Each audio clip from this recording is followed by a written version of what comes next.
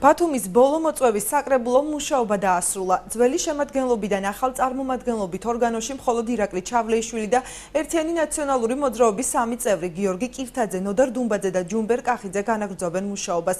როგორ აფასებენ ჯერ კიდევ მოქმედი საკრებულოს წევრები 4 წლიან მუშაობას. გამოსამშვიდობებელ საკრებულოს ხდომას თამარ კიკნაძე ესწრებოდა.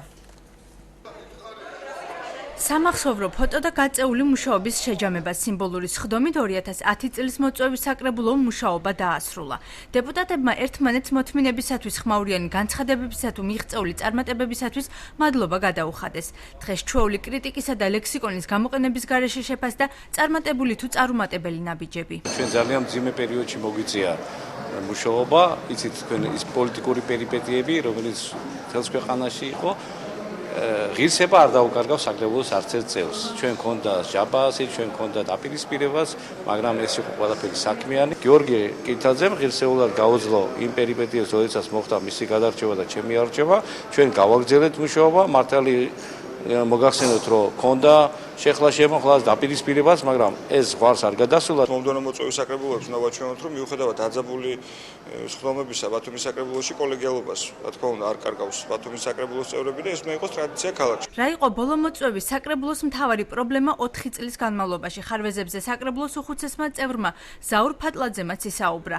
აღნიშნავს, რომ ხშირი იყო სახსრების აუთვისებლობის შემთხვევები, რაც პროექტების გაუმართავობით იყო გამოწვეული. იყო გარკვეული დაკვანებები, რაც იმაში გამოიხატება, რომ თეთრ ინფრასტრუქტურულ სამშენებლო ობიექტებზე ვერ ხდებოდა გამოყოფილი სახსრების ათვისება, თუმცა უნდა ითქვას, რომ ბევრი საკითხი, რომელიც საჭირო იყო ამ პრობლემის მოსაგვარებლად საკრებულო ამას აკეთებდა. ჯერ კიდევ მოქმედი საკრებულოს წევრი ვაჟა ვერულიძე აღნიშნავს, რომ წლებმა ვერც ბიუჯეტის დაგეგმვის პროცესი გაუმჯობესა და ვერც პროექტების დაბალი ხარისხი აღმოფხვრა, თუმცა შეიქმნა შიდა აუდიტის სამსახური, შედგა ავარიული სახლების გამაგრების პროექტი. ყველაზე გულდასაწყვეტი მისთვის ისაა, რომ დასაქმების პრობლემა გადაუჭრელი დარჩა. ამ საკრებულოში გრძნობდი, რომ ხარდაჭერა იყო, მაგრამ ვერ ხდებოდა მისი რეალიზაცია იმის გამო, რომ ნებართვა იყო საჭირო ცენტრალური ხელისუფლებისაგან, ასე რომ ამ კუთხით ვითარება იყო თანაბარი.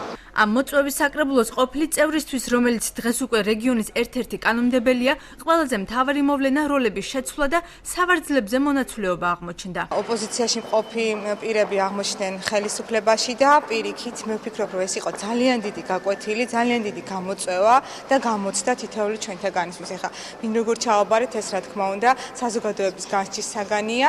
გამოსამშვიდობებელ სხდომას ყოფილი მერებიდან მხოლოდ ჯემალ ანანიძე ესწრებოდა. აღმოჩნდა, რომ ირაკლი ჩავლეიშვილმა ყოფილი ქალაქის თავებიდან ის მოიწვია, ვისთანაც თავმჯდომარის რანგში უმუშავია. რობერტ ჩხაიძის მოწვევის მისია კი აპარატს დააკისრა. იყო გარკვეული ხარვეზების, იყო პროგრესიც, მაგრამ თავარი ისაა, რომ უმეტეს შემთხვევაში საკრებულო მხარს უჭერდა მერის ინიციატივას და თავარი იყო ის, რომ მიუხედავად პოლიტიკური ცვლილებებისა, ყველას უნდა ამ ქალაქის აღშენებულობისათვის დაეჭირა მხარი. ჯერ კიდევ მოქმედ საკრებულოს უფლებამოსილება ოფიციალურად ახალი მოწვევის საკრებულოს პირველი შეკრებისთანავე შეუჩერდება.